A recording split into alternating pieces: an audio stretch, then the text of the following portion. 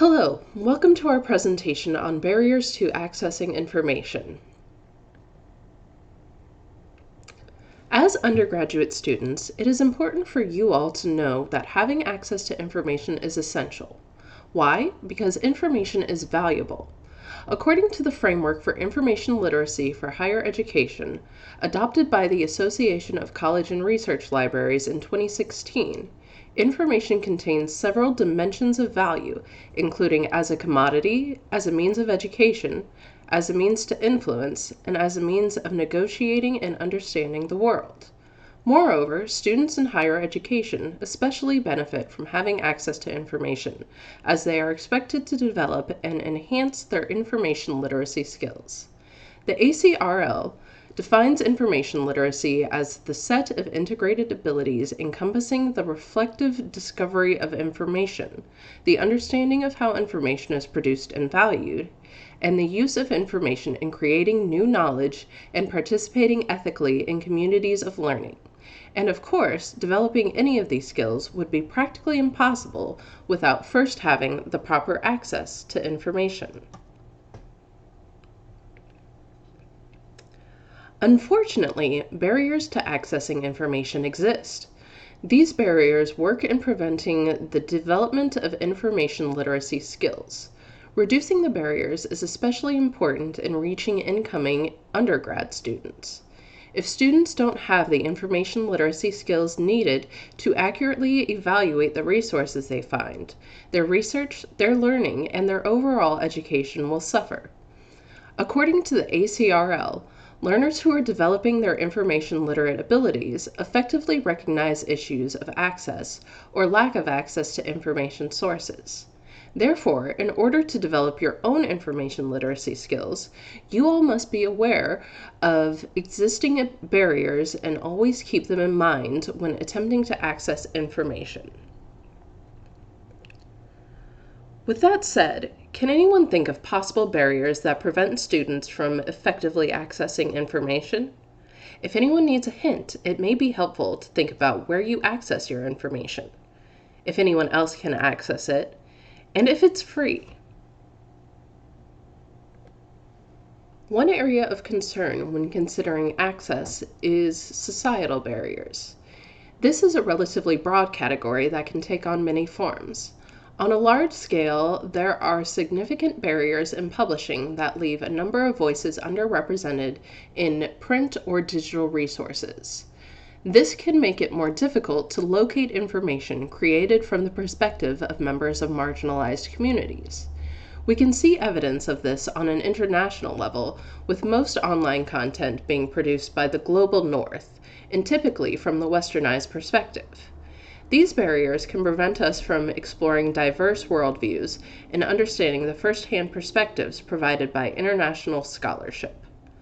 Another major societal barrier is equitable access to materials for people with disabilities. This can be caused by delays in the release of accessible versions of resources or in the creation of online resources that do not integrate with assistive technology. It is important for us to be aware of these barriers so we can identify biases that might influence the resources we locate and support efforts for more inclusive content. Another aspect to consider is economic barriers. Accessing information can be expensive, and limited budgets can reduce the amount of resources libraries are able to offer access to. In academic libraries, this is often seen through the expenses associated with scholarly journals. The disproportionate increase in price for journal subscriptions when compared to stagnant library budgets is known as a serials crisis. While the library community has criticized these increases, lack of competition has made it difficult for any significant change to occur. Even with e-journals, renewal prices remain high and restrictions make it difficult to provide access to individual titles. In response to the increasing cost of scholarly materials, many librarians have been supporting a transition to open access resources, which are freely available for viewing and use. This idea has been around for a while, but the transition has been slower than expected. However, recent perspective changes in research communities and the growing influence of libraries have brought attention to the open access movement that has helped in gaining advocates. The increase in resources being made available through open access makes this a great option for reducing economic barriers.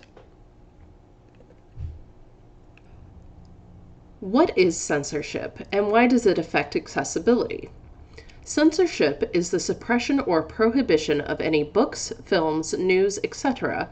that are considered obscene, politically incorrect, or a threat to security. Modern-day censorship is an effort by a government, private organization, group, or individual to prevent people from reading, seeing, or hearing what may be considered as dangerous to government or harmful to public morality. In other words, censorship is a barrier that denies the public's rights to accessible information. This affects the ALA's Library Bill of Rights, which states, libraries should challenge censorship in the fulfillment of their responsibility to provide information and enlightenment. Understanding these barriers can help everyone challenge censorship and protect the future of information and knowledge.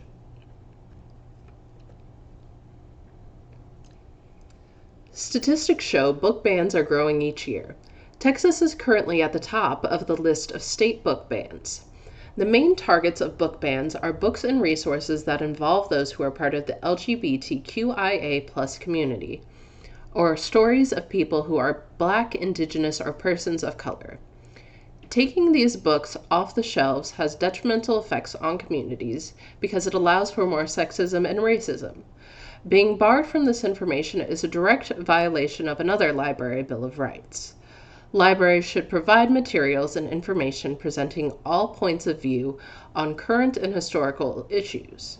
Materials should not be prescribed or removed because of partisan or doctrinal disapproval. Taking away these materials also allows these groups of people to be completely underrepresented. Underrepresentation impairs our need for information and the acquisition of knowledge. The acquisition of knowledge furthers education, information, and literacy. Censorship often claims to help, but it doesn't. Learning to fight against these censorships helps to protect the future of knowledge.